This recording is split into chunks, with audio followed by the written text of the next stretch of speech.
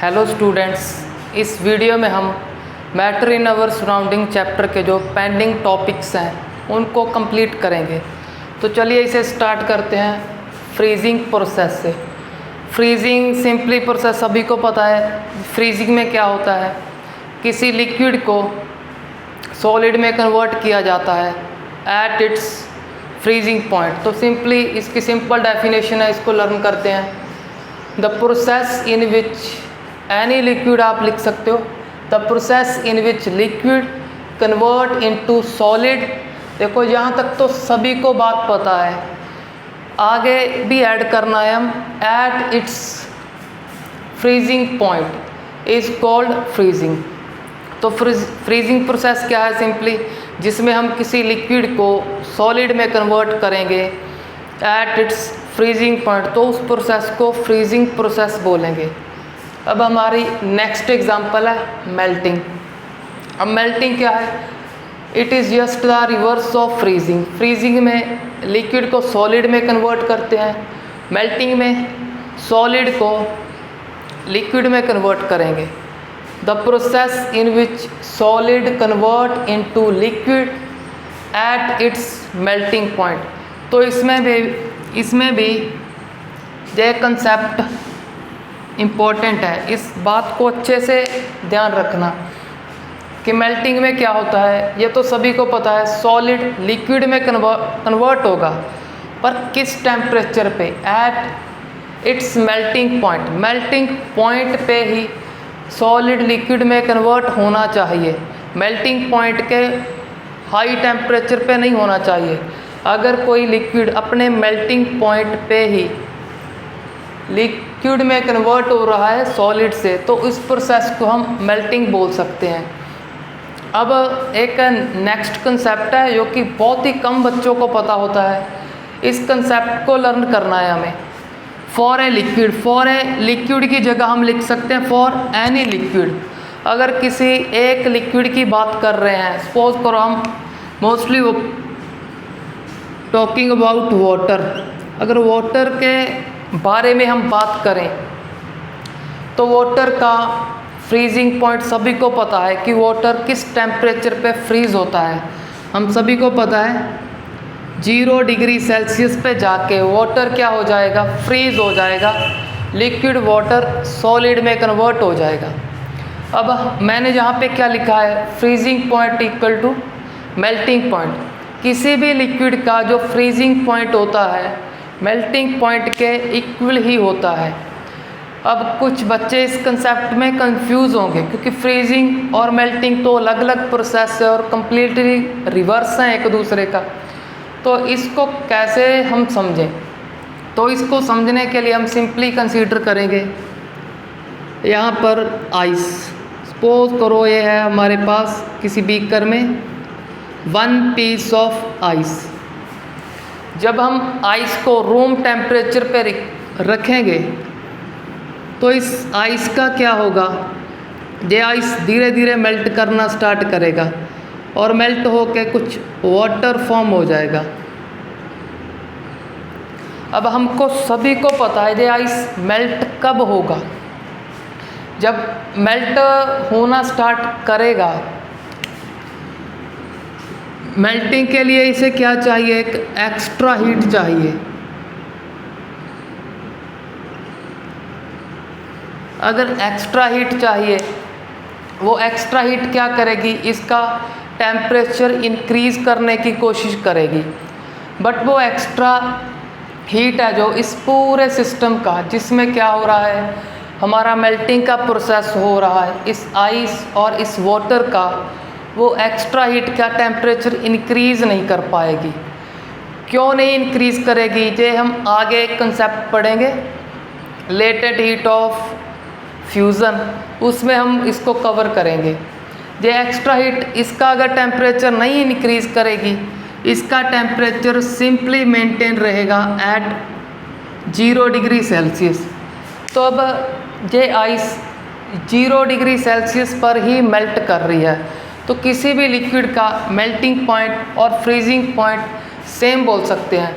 अगर किसी बच्चे को अभी ये अंडरस्टैंड उसने नहीं किया तो इसको आप जब हम लेटेंट हीट ऑफ फ्यूज़न को कवर कर लेंगे उसके बाद अच्छे से समझने की ट्राई करना। अभी के लिए आप याद कर लो, किसी भी लिक्विड का फ्रीजिंग पॉइंट और मेल्टिंग पॉइंट सेम होता है अगर लिक्विड सेम है। अगर लिक्विड अलग अलग कर दोगे, एक वाटर है दूसरा मिल्क, वाटर का फ्रीजिंग पॉइंट और मिल्क का फ्रीजिंग पॉइंट अलग अलग होगा। बट अगर हम मिल्क की बात करें, मिल्क का जितना भी फ्रीजिंग पॉइंट होगा प्योर मिल्क का, उतना ही उसका मेल्टिंग पॉइंट होगा। क्यों? क्योंकि ड्यूरिंग मेल्टिंग, जितनी देर तक मेल्टिंग का प्रोसेस चलता है, मेल्टिंग के टाइम टेम्परेचर इंक्रीज़ नहीं होता। क्यों नहीं इंक्रीज़ होता, इस टॉपिक में हम कवर करेंगे। यहाँ तक हमने कवर किया फ्रीजिंग और मेल्टिंग की डेफिनेशन और इस कंसेप्ट को लर्न करना है। अब हम मूव करते हैं लेटेंट हीट ऑफ फ्यूज़न पे। अब लेटेंट हीट ऑफ फ्यूज़न क्या है? फ्यूज़न में हम क्या करते हैं, किसी भी सॉलिड को लिक्विड में कन्वर्ट करेंगे।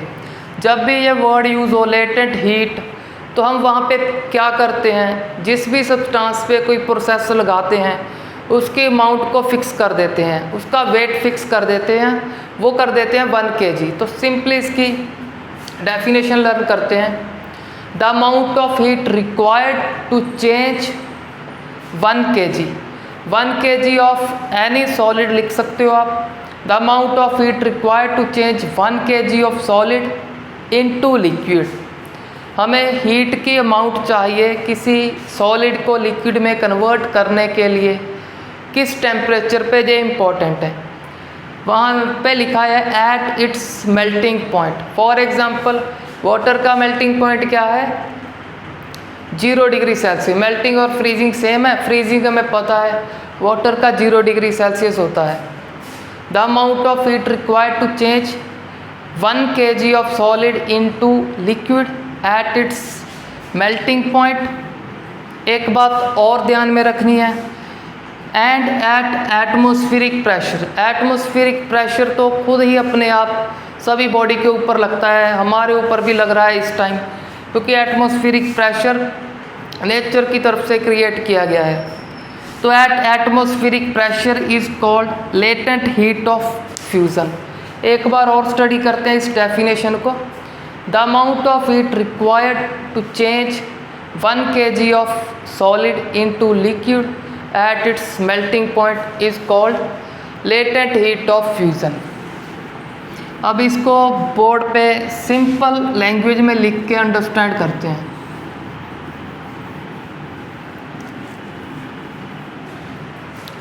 सिंपली इसमें क्या लिखा, किसी भी सॉलिड की एग्जांपल ले लेते हैं हम, आइस। किसी भी सॉलिड का वेट कितना होना चाहिए, अमाउंट 1 kg। सॉलिड को कन्वर्ट करना है लिक्विड। अगर सॉलिड को लिक्विड में कन्वर्ट करना है तो वहाँ पे हीट तो एब्जॉर्ब होगा। हीट की तो रिक्वायरमेंट है किसको, इस सॉलिड को लिक्विड में चेंज होने के लिए। अब जो हीट ये सॉलिड एब्जॉर्ब करेगा वो किस टेम्परेचर पे करनी चाहिए इसे, eight its melting point. Melting point कितना है इसका, 0 डिग्री सेल्सियस।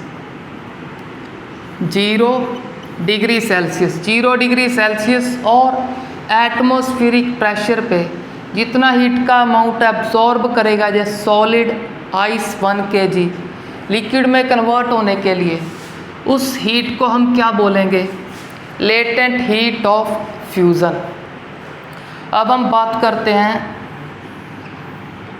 कि जब कोई सॉलिड, सपोज करो आइस,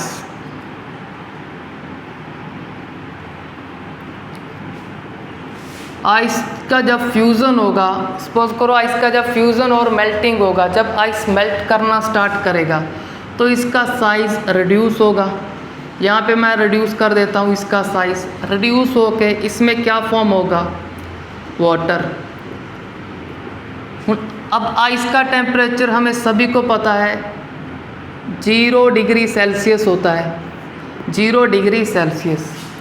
अब इसको सराउंडिंग में से हीट मिलेगी, उस हीट को एब्जॉर्ब करेगा किस टेम्परेचर पे, एट 0 डिग्री सेल्सियस। हीट को एब्जॉर्ब करने के बाद भी इसका टेम्परेचर नहीं इंक्रीज़ होगा। यहाँ पे भी जहाँ वाटर फॉर्म हो चुका है और कुछ आइस बची है हमारे पास, यहाँ पे भी टेम्परेचर होगा 0 डिग्री सेल्सियस। अब बात है ये एक्स्ट्रा हीट जा कहाँ रही है, टेम्परेचर तो इंक्रीज़ कर नहीं रही, तो एक्स्ट्रा हीट कहाँ गई? वो एक्स्ट्रा हीट कन्वर्ट हो गई latent hot heat of fusion में। लेटेंट हीट ऑफ फ्यूज़न बनकर यूज़ हो गई किस में? इस सॉलिड को लिक्विड में कन्वर्ट करने के लिए यूज़ हो गई वो। अगर सॉलिड को लिक्विड में कन्वर्ट करने के लिए नहीं यूज़ होती तो इस लिक्विड का टेम्परेचर इंक्रीज़ कर देती, बट ऐसा नहीं होता। एक्सपेरिमेंटली आप थर्मामीटर से चेक कर सकते हो, इसका टेम्परेचर 0 डिग्री सेल्सियस ही रहेगा। कब तक? जब तक इसमें आइस का पीसेस बचा होगा। और वो हीट कहाँ जा रही होगी? इसकी फ्यूज़न करने में, इस सॉलिड को लिक्विड में कन्वर्ट करने के लिए यूज़ हो रही होगी। तो हमारा यहाँ से एक क्वेश्चन भी हो गया, why temperature remains constant during phase transition. जब किसी फेज़ का ट्रांजिशन होता है, सपोज करो सॉलिड से लिक्विड या लिक्विड से वेपर, तब वहाँ पे टेम्परेचर सेम रहता है।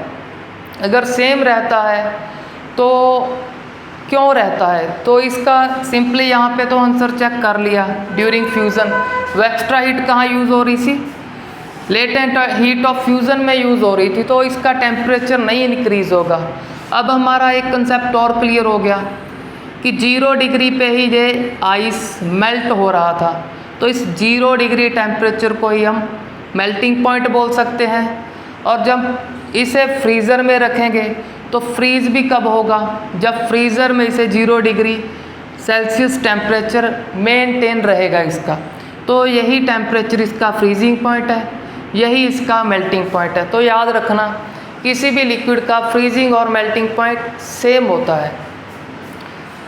अब हमारा ये क्वेश्चन भी डन हो गया। अब हम मूव करेंगे हमारे नेक्स्ट टॉपिक पे।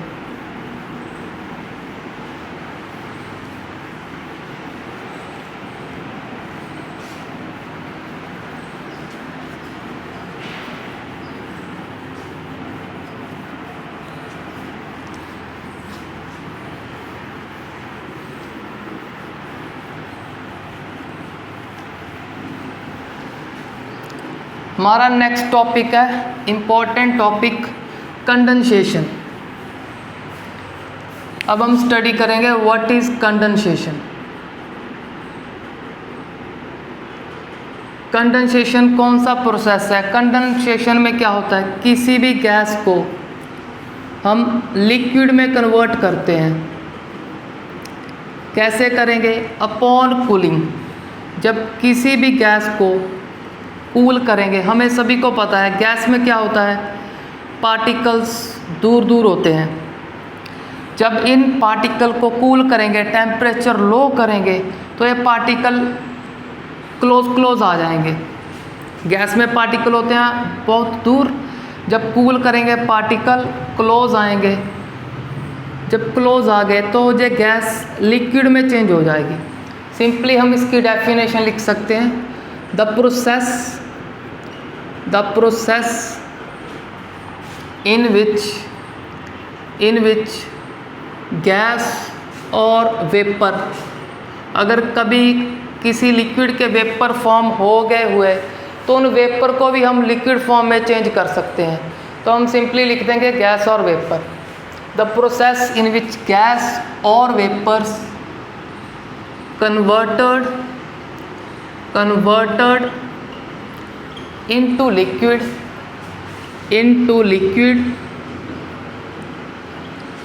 upon cooling या on cooling is called condensation,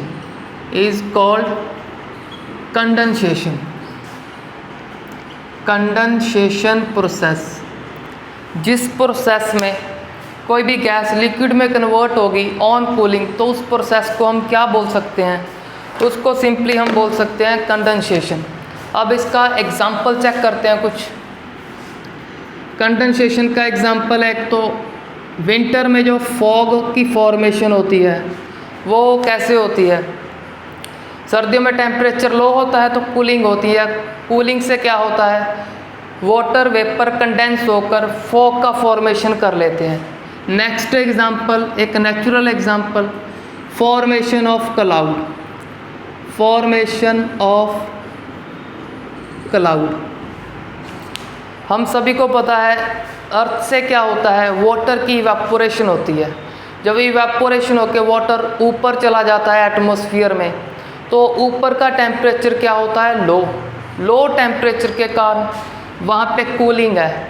अब कूलिंग क्या करेगी, उस वाटर वेपर को कंडेंस करेगी, कंडेंस करके क्लाउड का फॉर्मेशन कर देगी। तो क्लाउड का फॉर्मेशन जिस प्रोसेस में होता है उस प्रोसेस को कंडेंसेशन बोलते हैं।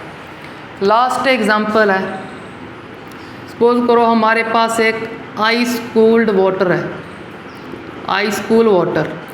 सपोज करो इसमें वाटर है, कुछ आइस क्यूब्स हैं इसमें,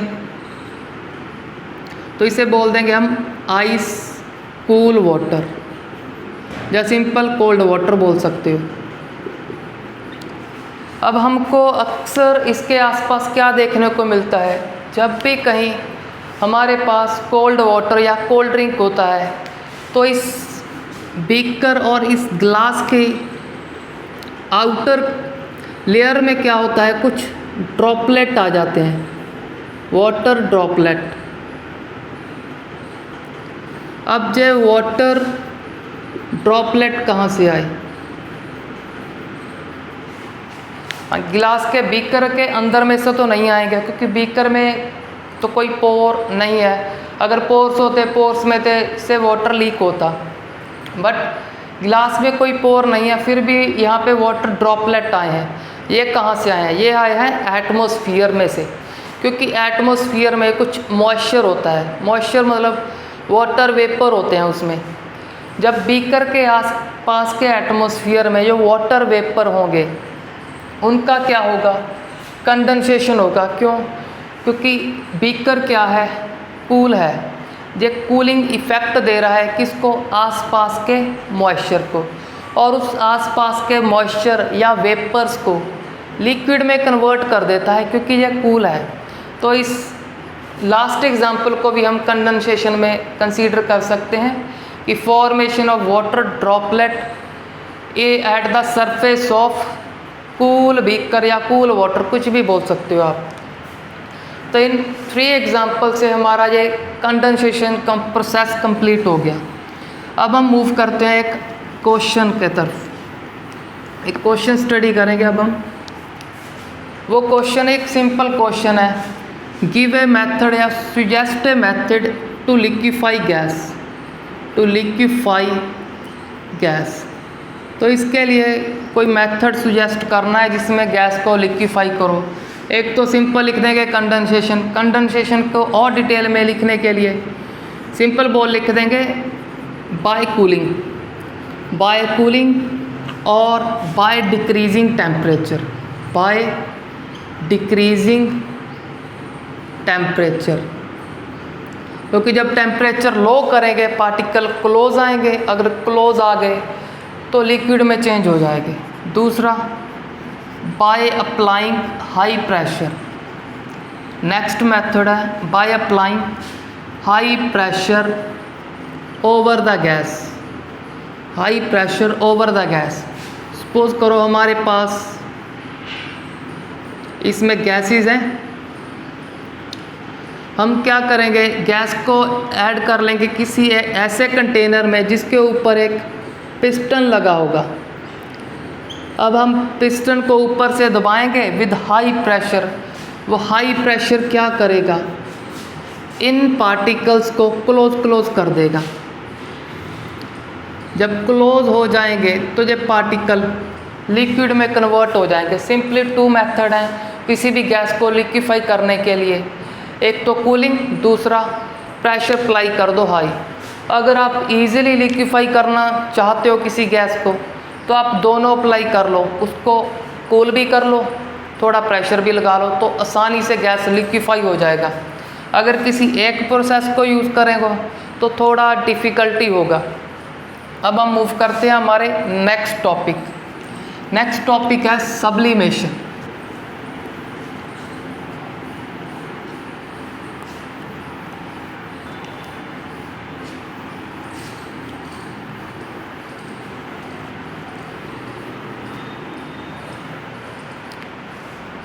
नेक्स्ट टॉपिक स्टडी करते हैं सब्लिमेशन।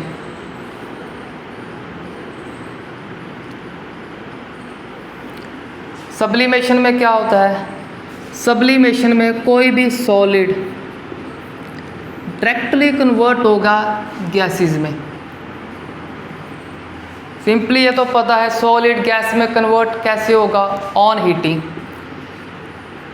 इसमें एक एक्स्ट्रा बात याद रखनी है, जब कोई सॉलिड गैस में कन्वर्ट होगा विदाउट अंडरगोइंग लिक्विड, लिक्विड में कन्वर्ट नहीं होना चाहिए, डायरेक्टली सॉलिड से गैस में कन्वर्ट हो। अगर सीधा सॉलिड से गैस में कन्वर्ट हो रहा है तब हम उसको सब्लिमेशन बोलेंगे। अगर कभी सॉलिड से लिक्विड में कन्वर्ट हो गया तो वो मेल्टिंग कहाएगा, सब्लिमेशन नहीं। सब्लिमेशन कहने के लिए सॉलिड को डायरेक्टली गैस में चेंज होना पड़ेगा।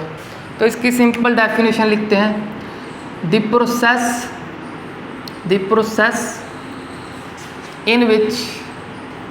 in which solid convert into gas without undergoing liquid is called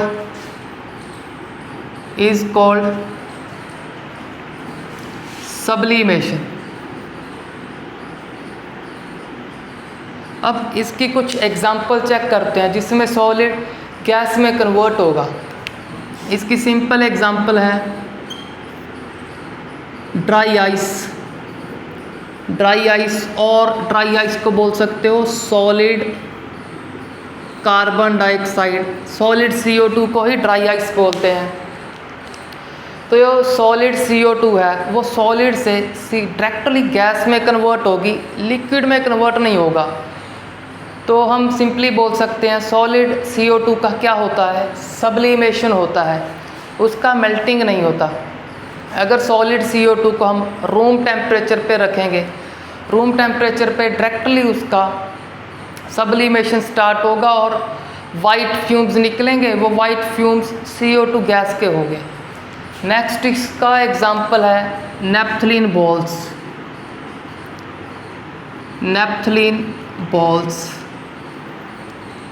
अगर हम नेपथलीन बॉल्स को हीट करेंगे, हीट करने पे इनके वाइट फ्यूम्स निकलेंगे। तो वो वाइट फ्यूम्स क्या बताएंगे कि नेपथलीन बॉल्स जो सॉलिड होती हैं, वाइट कलर की होती हैं, उनको हीट करने पे वाइट फ्यूम्स निकल रहे हैं। तो वाइट फ्यूम्स क्या बता रहे हैं, वो सॉलिड नेपथलीन बॉल्स गैस में कन्वर्ट हो रहा है। नेक्स्ट हमारा एग्जांपल है एक अमोनियम क्लोराइड। अमोनियम क्लोराइड क्या है, एक सॉल्ट है। जैसे सोडियम क्लोराइड सुना है आपने, sodium chloride is a common salt जिसको हम घर पे डेली यूज़ करते हैं खाना बनाने के लिए। वैसे ही एक सॉल्ट है अमोनियम क्लोराइड, बट इसे खाना बनाने के लिए यूज़ नहीं करते। बट जब इस सॉल्ट को हम हीट करेंगे तो इसका डायरेक्टली सब्लिमेशन होगा, डायरेक्टली गैस में कन्वर्ट हो जाएगा। तो इससे हमारा सब्लिमेशन भी कंप्लीट हो गया। सब्लिमेशन में एक एग्जांपल और लिख सकते हैं हम, अगरबत्ती। अगरबत्ती भी सॉलिड है, जब उसको जलाते हैं कोई लिक्विड फॉर्म नहीं होता, फ्यूम्स फॉर्म होते हैं। तो सॉलिड में से क्या फॉर्म हो रहा है, डायरेक्टली गैस फॉर्म हो रहा है। तो इसको हम क्या बोल देंगे, सब्लिमेशन बोल देंगे। तो अगरबत्ती हो गई हमारी। एक कैम्फर। कैम्फर का भी क्या होता है, कैम्फर सॉलिड होता है जिसको कपूर बोल देंगे। कैम्फर को जब हीट करेंगे, जब उसको आग लगाएंगे, वो सॉलिड से सीधा गैस में कन्वर्ट हो जाएगा, उसका बाद में कोई रेजिड्यू भी नहीं लेफ्ट बचेगा। तो कैम्फर भी एक ऐसा सब्सटेंस है जिसकी सब्लिमेशन होती है। अब हम मूव करते हैं इस क्वेश्चन की तरफ। Why solid CO2 is known as dry ice. तो वैसे हमारा इसका आंसर हो गया इस क्वेश्चन का भी सॉलिड CO2 को ड्राई आइस क्यों बोलते हैं। सिंपली इसका आंसर लिखना है बिकॉज सॉलिड CO2 सबलाइम यहाँ से लिख रहे हैं सब्लिमेशन से, solid CO2 directly sublime into gases, therefore solid CO2 is called dry ice. और इसमें आप एक एक्स्ट्रा ऐड कर सकते हो, solid CO2 do not wet the cloth. Cloth कब वेट हो गई, जब ये लिक्विड में कन्वर्ट होगी। ये तो रूम टेम्परेचर पे लिक्विड में कन्वर्ट ही नहीं होता, डायरेक्टली कन्वर्ट होता है गैस में। तो सिंपली लिख सकते हो solid CO2 do not wet the cloth, therefore it is known as dry ice. But जो हमारा नॉर्मल आइस है जो वाटर से फॉर्म होता है, जब वो उसको टच करेंगे या किसी क्लॉथ से कवर करेंगे तो उस क्लॉथ को क्या कर देगा, वो वेट कर देगा, तो उसका सब्लिमेशन नहीं होता, उसका क्या होता है, मेल्टिंग। बट सॉलिड CO2 का सब्लिमेशन होगा, डायरेक्टली गैस में चेंज हो जाएगा। अब हम मूव करते हैं हमारे कुछ इम्पोर्टेंट क्वेश्चन की तरफ।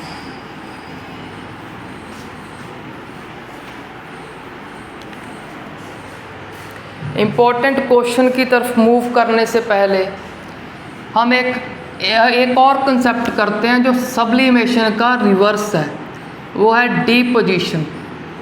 डेपोजिशन या डिपोजिशन आप कुछ भी बोल सकते हो। डिपोजिशन क्या है, इसका रिवर्स है। तो रिवर्स के लिए याद रखो, इसमें क्या होता है, सॉलिड गैस में कन्वर्ट होता है। तो इसमें क्या होगा, गैस कन्वर्ट होगी सॉलिड में। The process in which gas convert into solid is called deposition. तो इसकी एग्जांपल कैसे चेक करेंगे, इसके लिए सिंपली करना क्या हमें, नेपथलीन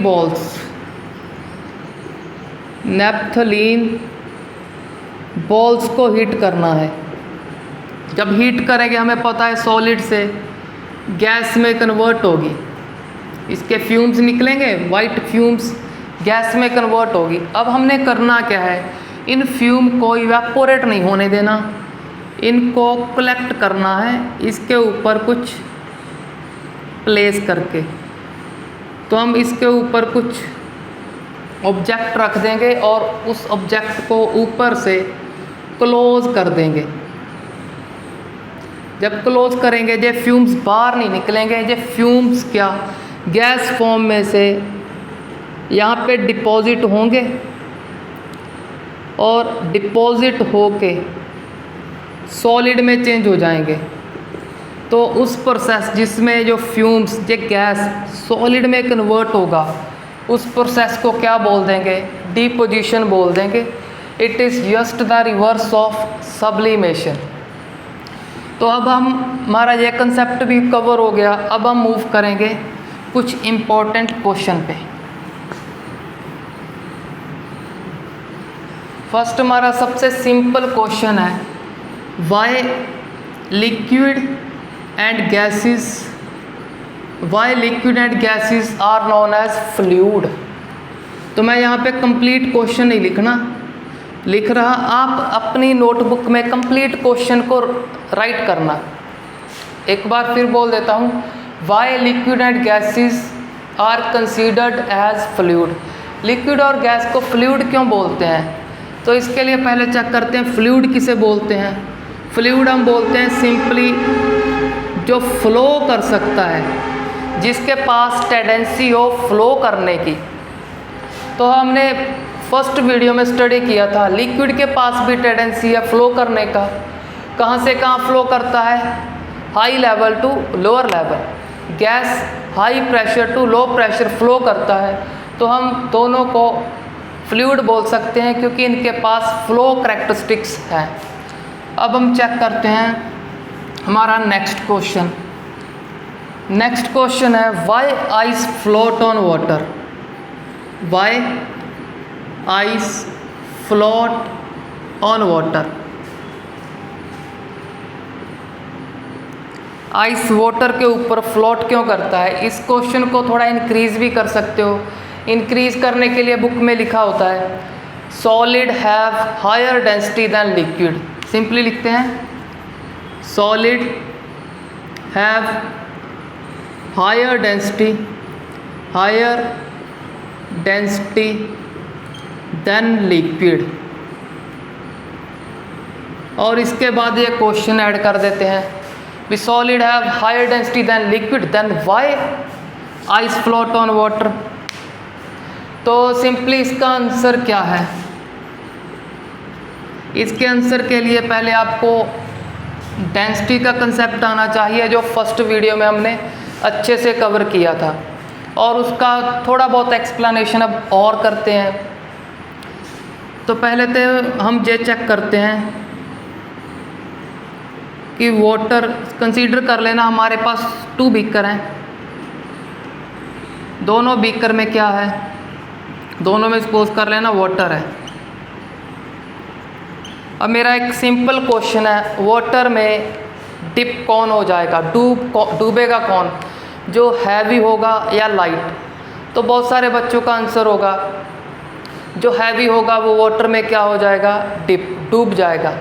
बट जिसका लाइट वेट होगा वो बहुत ही बच्चों का आंसर होगा वो फ्लोट करेगा। बट ऐसा नहीं है, वहाँ पे कंसेप्ट है डेंसिटी का। तो हमको ये नहीं चेक करना हैवी है या लाइट है। अगर हम ऐसा चेक करेंगे तो हम एक सिंपल एग्जांपल है आपके लिए, सपोज करना हमारे पास क्या है, एक जो हम नॉर्मल फ्रीज़र में आइस बनाते हैं उसका अप्रॉक्सीमेटली वेट होता है, सपोज कर लेते हैं अप्रॉक्सीमेटली वेट 400 और 500 ग्राम के आसपास होगा। और इधर हम सपोज कर लेते हैं एक नीडल, एक सुई जो कपड़े सीने के लिए यूज़ होती है, उस नीडल का एग्जांपल ले लेंगे। अब हम सभी को पता है नीडल क्या है, एक लाइट वेट है, उसका वेट कम है किससे, इस आइस क्यूब से। आइस क्यूब का वेट जो हम नॉर्मल फ्रीज़र में लगाएंगे जब बनाएंगे उसका वेट ज़्यादा है 400 ग्राम।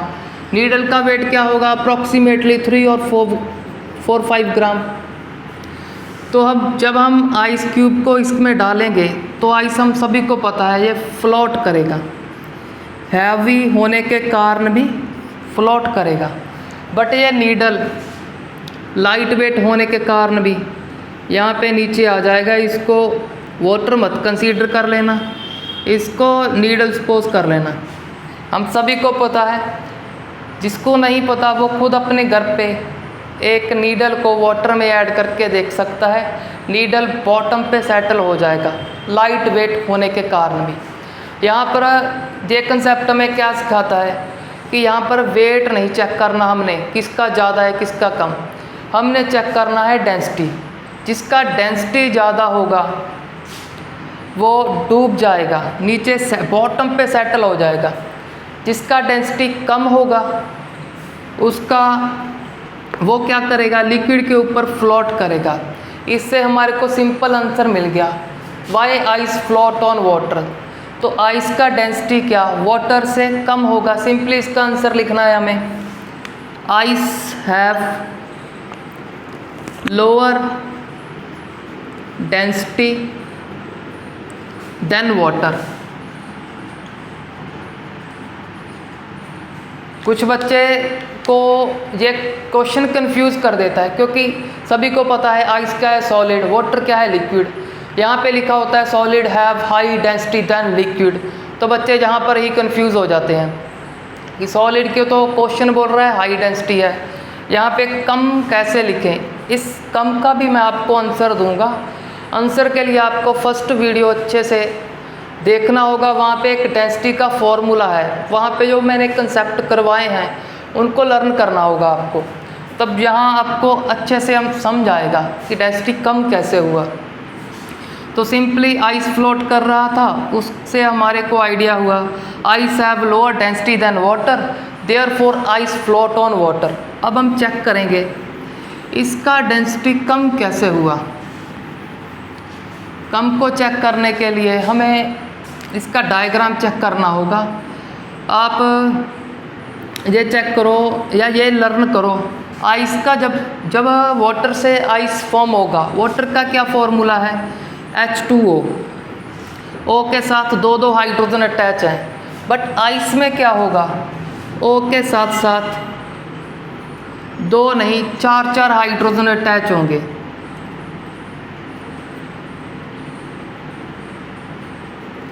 अब चार हाइड्रोजन कहाँ से आए, दो हाइड्रोजन तो एक वाटर मॉलिक्यूल के थे, अब ये एक्स्ट्रा दो कहाँ से आ रहे हैं, ये किसी और मॉलिक्यूल में से आ रहा होगा।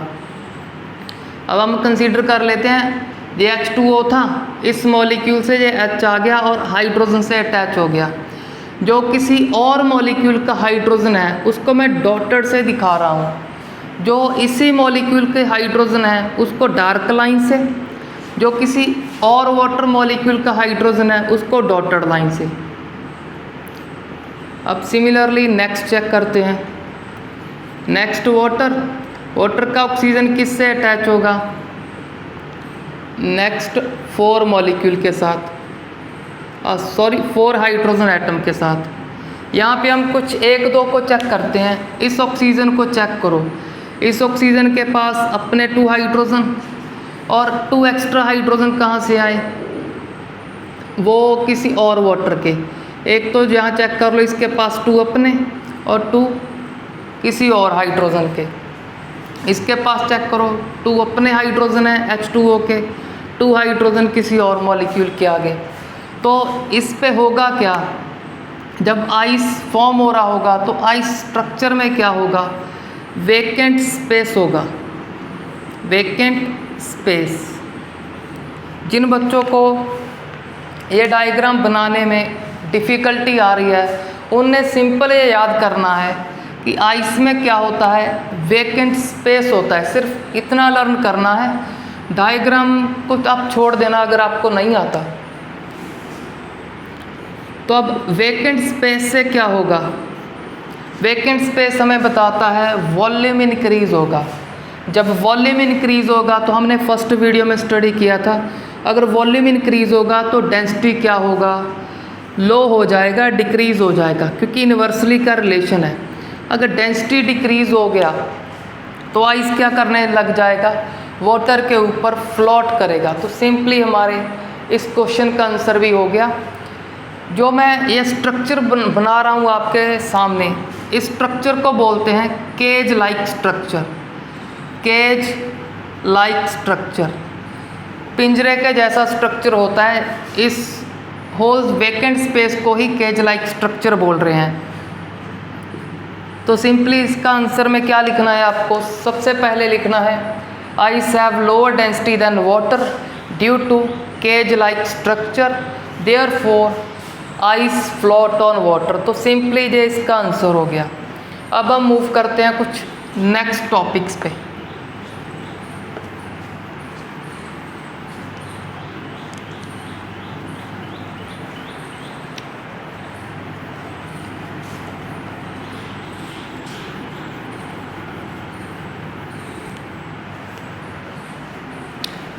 अब हमारा लास्ट टॉपिक है थर्मल एनर्जी।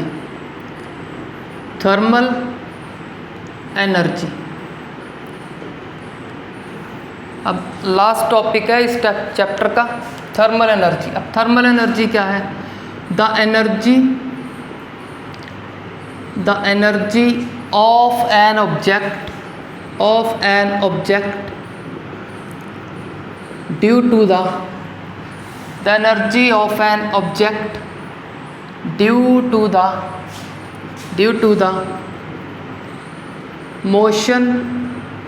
motion को सिंपली मूवमेंट लिख सकते हो।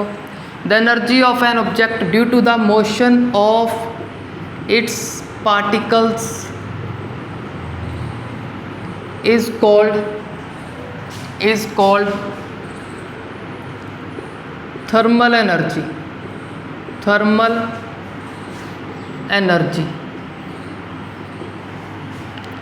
सिंपली इसकी डेफिनेशन क्या है, the energy of an object, किसी भी ऑब्जेक्ट के पास जो एनर्जी होगी कहाँ से क्रिएट होगी, वो एनर्जी जो उसके पार्टिकल्स का जो मोशन होगा, मोशन ऑफ पार्टिकल से जो क्रिएट होगी उस एनर्जी को क्या बोलेंगे, थर्मल एनर्जी। अब हम सभी को पता है सॉलिड में पार्टिकल का मोशन सबसे कम होता है, तो सॉलिड की थर्मल एनर्जी सबसे कम। लिक्विड में पार्टिकल का मोशन मूवमेंट इंक्रीज हो जाता है, तो लिक्विड में थर्मल एनर्जी ज़्यादा होगा। नेक्स्ट, गैसेस में तो सबसे ज़्यादा रैंडम मोशन होता है, तो गैसेस में थर्मल एनर्जी सबसे ज़्यादा। तो सिंपली हमारा थर्मल एनर्जी का कंसेप्ट हो गया। इसमें सिंपल डेफिनेशन थी, energy of an object due to its motion is called thermal energy. अब हमको पता है मोशन कब इंक्रीज होगा, जब टेम्परेचर इंक्रीज करेंगे। ये हमें कौन बताता है? Simple liquid. अगर लिक्विड को ऐसे ऑब्जर्व करेंगे तो हमें मोशन बिल्कुल नज़र नहीं आएगा या कम नज़र आएगा। अगर इसको हीट करेंगे तो इसका वाटर में जो बबल्स बनेंगे या मूवमेंट होगी हमको क्लियर विजिबल होगी। तो सिंपली बोल सकते हैं जब टेम्परेचर इंक्रीज़ करोगे तो मूवमेंट मोशन इंक्रीज़ होगा। अगर मोशन इंक्रीज़ हुआ तो थर्मल एनर्जी इंक्रीज़ होगा। तो सिंपली हम लिख सकते हैं थर्मल एनर्जी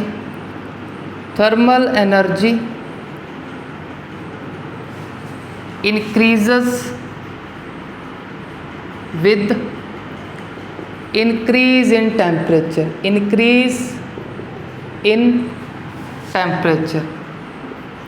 सिंपली बोल सकते हो thermal energy is directly proportional to temperature. अगर टेम्परेचर हाई होगा थर्मल एनर्जी भी हाई होगा, अगर टेम्परेचर लो तो थर्मल एनर्जी भी लो होगा।